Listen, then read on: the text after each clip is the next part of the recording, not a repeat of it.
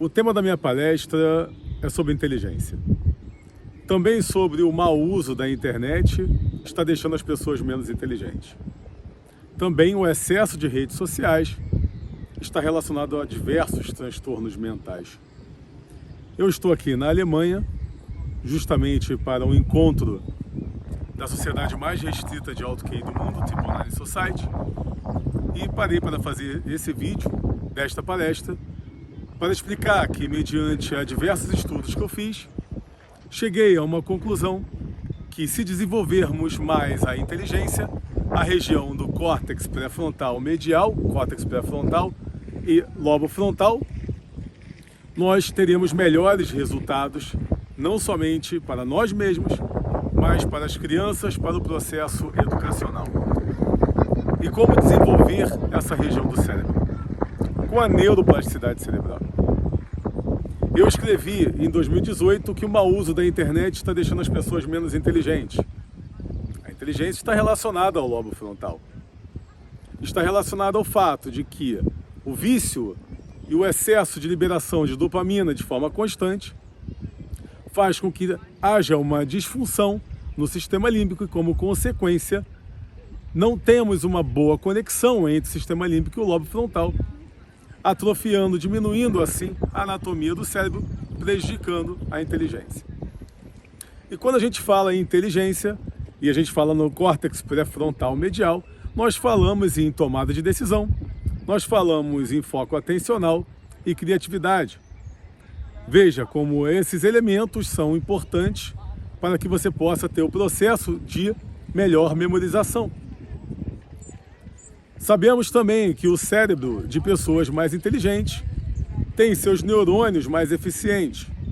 Os dendritos são mais robustos, com melhor alcance. Os neuritos são melhores em organização, e essa organização é semântico, inclusive, a nossa própria vida.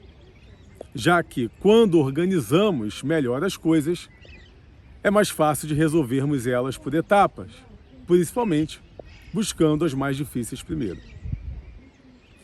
Então, quando a gente fala em tentar com que seja feito essa neuroplasticidade cerebral relacionada ao lobo frontal, logo nós temos que pensar em mecanismos e estratégias que possam trazer um melhor foco atencional também. Uma tomada de decisão, ou seja, quem sabe se a gente buscar tomar mais decisões, a gente tem mais acertos e mais erros, e os erros para aprender a ter melhores acertos. A gente fala sempre em estratégias como a própria nutrição, gosto de falar da dieta do Mediterrâneo. Falamos também sobre o exercício físico, já que ele é tão importante para a liberação e o bom funcionamento dos neurotransmissores, já que eles são liberados nos exercícios físicos. Gosto de dizer também que os exercícios físicos estão em nosso código genético, faz parte do nosso instinto, está em nossa memória primitiva, já que somos da era do Paleolítico e caminhávamos na época 30 km por dia. Não estou falando que a gente tem que caminhar 30 km por dia, mas pelo menos 30 minutos por dia pode ser adequado. Mas isso parece ser banal, falar da alimentação, falar de exercício físico. Por que não também fazermos mais leituras em livro de papel? Mas por que papel com tanta tecnologia hoje em dia? Porque a tecnologia vai fazer com que o nosso cérebro entenda que possa ter uma interrupção no meio do caminho, como, por exemplo, notificações no aparelho. Seja tablet, seja telemóvel, celular. Logo, quando você está lendo nesses aparelhos, o seu cérebro já chama a atenção de forma subconsciente da possibilidade de uma notificação ou qualquer outra coisa tirar a sua atenção. Inclusive, o cérebro vai dizer que existe um mecanismo ali, aliás, existem mecanismos que podem trazer a liberação da dopamina, neurotransmissor da recompensa, que não é liberado quando se recompensa, e sim na expectativa, para que quando conquiste, você libere outros neurotransmissores. São diversos neurotransmissores relacionados a serotonina, acetilcolina, endorfina. Então, quando a gente fala no processo de memorização, quando a gente fala em inteligência, uma capacidade melhor de memorizar, a gente não pode falar apenas de um neurotransmissor, e sim vários neurotransmissores envolvidos. Então, o que nós podemos fazer para desenvolver essa região, além do que eu já disse sobre alimentação, exercício físico e leitura de livro, de papel? Sim, nós podemos evitar dormir tarde. Nós podemos dormir 8 horas por dia, dormir de noite, não de madrugada. E antes de dormir, evitar aparelhos eletrônicos, não somente pela luz, que pode enganar nosso cérebro e fazer com que libere neurotransmissores que tem que ser liberado em maior eficiência de dia e não de noite, e deixar com que a melatonina possa ser liberada de forma eficaz, até porque a melatonina tem o seu ápice, o seu maior momento de liberação de 2 às 4 da madrugada, iniciando o seu processo ao escurecer. Logo, o sono é importantíssimo, até porque neurotransmissores como melatonina e serotonina, liberados na mesma região, têm relação também com o processo de memorização. Veja como a rotina ela é essencial para que a gente possa conseguir essa neuroplasticidade no lobo frontal. Inclusive, absorvendo mais e mais conhecimento, já que quanto mais conhecimento a gente absorve, mais formatamos células de engrama, de memória. E com isso, obriga o nosso neurônio a fazer a sua ginástica, que é importante para que tenha essa eficácia e nossas sinapses possam ser mais eficientes, mais duradouras e mais fortes, para um melhor processo de memorização.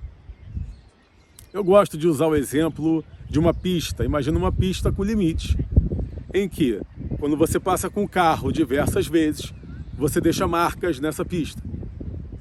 É quando você repete o conhecimento, ou repete a leitura, repete o que você quer aprender. Mas quando você dá uma freada brusca, logo vai deixar uma marca mais forte. É a formatação do engrama relacionado à emoção. Então também é essencial buscar ter emoção no que lê, ter vontade, e isso tem relação com a própria tomada de decisão. Podemos também falar sobre suplementos alimentares, mas eu acho um tanto quanto perigoso, já que se nós suplementarmos, por exemplo, uma criança, essa criança vai ter o filho e o que vai passar para a próxima geração? Uma necessidade de suplementação, fazendo com que o organismo não armazene da maneira que deveria armazenar, como nas gerações passadas. Logo, eu sou a favor de que você possa suplementar depois de uma certa idade. Quando criança, faça o processo natural. Se você quer uma alimentação com ômega 3, coma salmão, coma sardinha. Alimentos que tenham ômega 3. Todos os suplementos, como o magnésio, por exemplo, assim como muitos outros que são importantes para a inteligência, você pode adquiri-los em uma boa alimentação. Também pode-se fazer treinamentos de lógica, treinamentos matemáticos, aritmética, treinamentos em que possa fazer com que o seu cérebro trabalhe em função desse desenvolvimento da lógica, que tem relação, obviamente, com a inteligência. Assim como um dos meus estudos, eu comprovo que se você desenvolver bem a inteligência, você tem menores tendências a ter transtornos, já que essa região do lobo frontal do cérebro, ela é responsável por controlar a emoção. Logo, se transtornos têm relação com a falta de controle da emoção, quando bem desenvolvido, você tem um melhor controle sobre a emoção.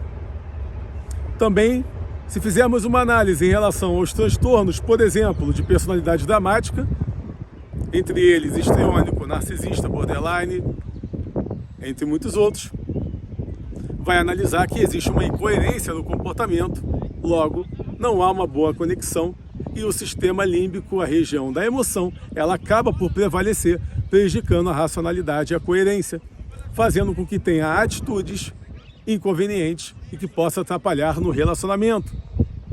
Novamente entra a necessidade do desenvolvimento do lobo frontal. Podemos também desenvolvê-lo com técnicas de memorização. São várias, muitas. Por exemplo, ler em voz alta. escrever o que está lendo, fazer artigos científicos, TCC, dissertações, teses, tudo isso vai obrigar com que você aprenda e vai ter um reforço na aprendizagem, já que o que você está lendo, está escrevendo e tem que entender e resumir aquele conteúdo, trabalha ele mais de uma vez, você está formatando em gramas, como aquele exemplo da pista de carro que eu falei. Mudança de rotina é uma neuroplasticidade cerebral. Quando os nossos neurônios estão acostumados a fazer a mesma coisa, ele funciona no automático, não necessitando assim do reforço dessa ginástica, como o músculo, por exemplo, em que se você não precisa mais usá-lo com eficiência, que não precisa mais dos seus esforços, ele vai funcionar no automático. E aí você está deixando de fazer a neuroplasticidade. Então, quando a gente fala de neuroplasticidade, a gente fala de um tema que todo o nosso cotidiano estamos lendo sobre isso. Mas como na realidade fazer essa neuroplasticidade? Muito mais do que isso. Está relacionado à tomada de decisões. Então, se nós temos, por exemplo, uma sociedade que sofre um coletivo de transtorno de personalidade dramática, como escrevi no ano passado, revelado no comportamento de vitimismo, narcisismo, nesses comportamentos de negacionismo, vários esses que estamos analisando hoje em dia, em que a imprensa também coloca, logo nós temos um problema na tomada de decisão. Porque se a tomada de decisão está relacionada à região do cérebro da inteligência, como fazer a neuroplasticidade se não há tomada de decisão? Então é necessário buscar estratégias e técnicas para que sim, que se tenha uma tomada de decisão. Porque se você toma decisão, logo você vai buscar ter atenção e com a atenção você controla a emoção para memorizar aquilo e fazer o reforço neuronal necessário para que tenha conhecimento e para que desenvolva essa região do cérebro. Eu agradeço e me coloco à disposição para se quiserem mais informações sobre tudo isso. Eu fiz aqui um resumo de forma muito tranquila, mas que vocês podem analisar depois mediante os estudos e falando comigo diretamente.